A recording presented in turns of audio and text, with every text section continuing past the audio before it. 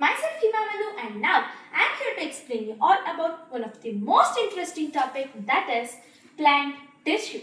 Firstly, let us know what is cell. Yes, cell is the structural, functional and basic unit of life. The levels of organisms are, firstly it is made up of atoms, then atoms to molecules, molecules to cell organelles, then groups of cell organelles form cell, groups of cell form tissue, groups of tissue forms organs, then the organs together form organ system, and finally groups of organ system forms organism. This is the levels of organism. Then what do you mean by tissue? Yes, tissue is the groups of cells combined together that perform similar functions or actions. These are called as tissues.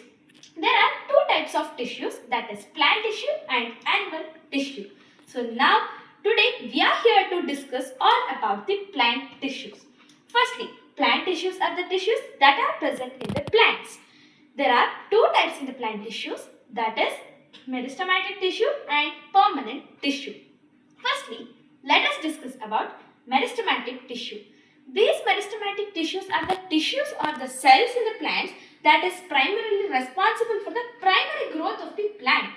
There are three main types in the meristematic tissue, that is apical meristematic tissue, intercalary meristematic tissue and lateral meristematic tissue.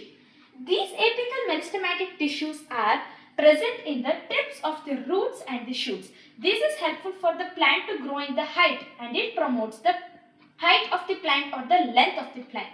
Then coming to next is intercalary meristematic tissues. These are present in the nodules. So these are helpful for the growth of the branches in the plants. Next is lateral meristematic tissue. Lateral meristematic tissue is the tissue or the cell that is present in the cambium. That is, cambium is the region beside the bark. The outer region is called the bark and the cambium is the region beside the bark. So, lateral meristematic tissue or the cell is present in the cambium, which is helpful for the lateral growth of the plant, and it promotes the thickness, or it provides the thickness and girth to the plant.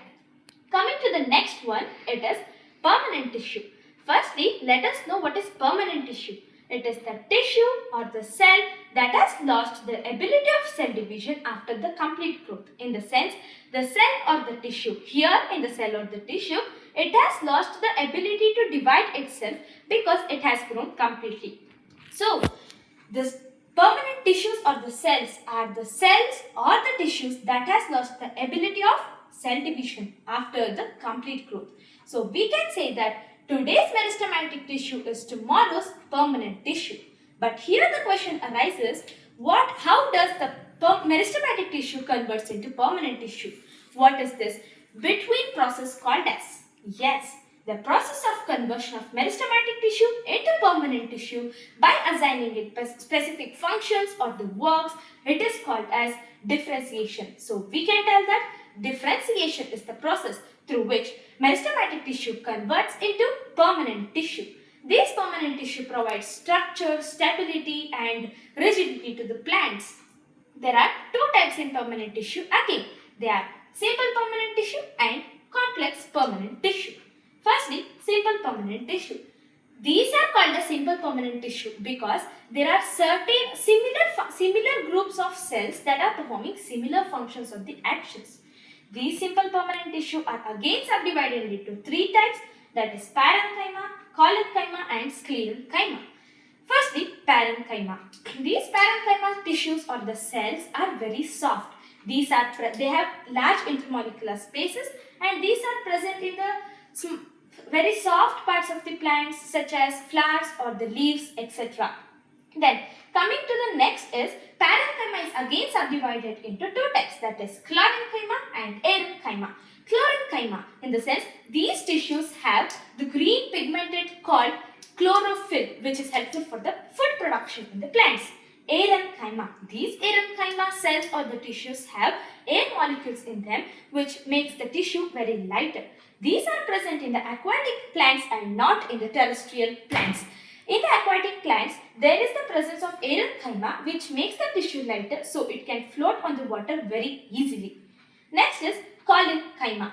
These collenchyma provides the flexibility to the plants. It does not promote or provides any strength or the rigidity, but it provides flexibility to bend towards the sunlight or to exist that exist from the wind or the air like that. So collenchyma provides flexibility to the plant. Next is sclerenchyma. Here sclerenchyma does not provide flexibility, but it provides rigidity to the plants. These are present in some of the parts of the fruits like shells, outer covering shells of the walnuts or the coconut, etc. So sclerenchyma are very rigid and strength and hardful. Next is complex permanent tissue, which is one of the type of permanent tissue. There are again two types or complex permanent tissues subdivided into two types, that is xylem and phloem. Xylem. This is helpful for the transport of the water, food particles or the minerals from the roots to all parts of the plants. There are mainly four parts in xylem. Those are tracheids, vessels, parenchyma, xylem parenchyma and xylem fibers.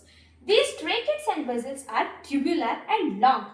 Xylem parenchyma are the only living cell in the xylem, and xylem fibers are mostly made up of dead cells. This provides strength and stability to the plants. Then coming to the phloem, it is mostly made up of living cells. There are again four main parts in the phloem, that is sieve tube, companion cells, phloem parenchyma and phloem fibers. Here sieve tubes are long and tubular, they are thick walled, and the companion cells of the phloem are the cells or the tissues that supports the sieve tubes. Then phloem parenchyma is helpful for the storage of the food materials and latex or tannins, then resin, etc. Phloem fibers are mostly made up of sclerenchymatose, means they are very rigid and strength, which provides support and stability to the plant. So, this is all about the plant tissue. Hope you all have understood about the plant tissues. Thank you for your precious time. Wishing you a great day ahead.